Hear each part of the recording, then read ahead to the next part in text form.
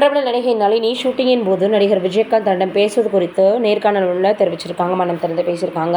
தமிழ், தெலுங்கு, மலையாளம் போன்ற பல மொழி படங்களில் நடித்து கலக்கியவர் தான் நடிகை நளினி. 80-90 காலகட்டங்களில் முன்னணி நாயகியாக வலம் வந்தாங்க. மோகன்லால், சத்யராஜ், விஜயகாந்த், மம்முட்டி போன்ற பிரபல நடிகர்களோட ஜோடி போட்டு நடித்தாங்க. இவரும் நடிகர் மோகனும் நடித்திருந்த 100வது நாள் திரைப்படம் தற்போது வரைக்கும் பேசக்கூடிய ஒரு படம்.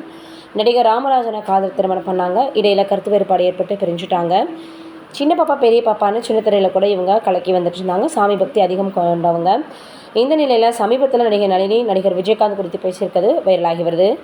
விஜயகாந்தை நான் எப்போதும் அண்ணான்னு தான் சொல்லுவேன். படங்கள் நடிக்கும்போது அண்ணா அப்படின்னு சொல்லாத, அப்படி சொன்னால் எனக்கு எதுவுமே வராது அப்படின்னு விஜயகாந்த் என்னை திட்டுவார். அப்போ எப்படி சொல்லணும்னு கேட்டால் மாமான்னு சொல்லு அப்படின்னு சொல்லுவார். அண்ணாவை தவிர எதுவுமே வராது. ஏதாவது காட்சி நடிச்சிட்டு இருக்கும்போது இந்த காட்சி முடியும் வரைக்குமாவது அண்ணா அப்படின்னு சொல்லாதன்னு சொல்லுவார். எனக்கும் என் கணவர் ராமராஜுக்கும் இடையில் பிரிவு ஏற்பட்ட போது முதலில் என் வீட்டிற்கு வந்தது விஜயகாந்த் அண்ணா தான். நீ கவலைப்படாத நளினி, உனக்கு நான் இருக்கேன், நீ திரும்ப நடிக்க போறியா அப்படின்னு கேட்டு என்கிட்ட சொல்லு அப்படின்னு வந்து சொன்னார். விஜயகாந்த் அண்ணா இருந்தால் எனக்கு யானை பலம் இருப்பது போல ஒரு உணர்வு இருக்கும் அப்படின்னு சொல்லியிருக்கிறது ரொம்பவே வைரலாகி வருது.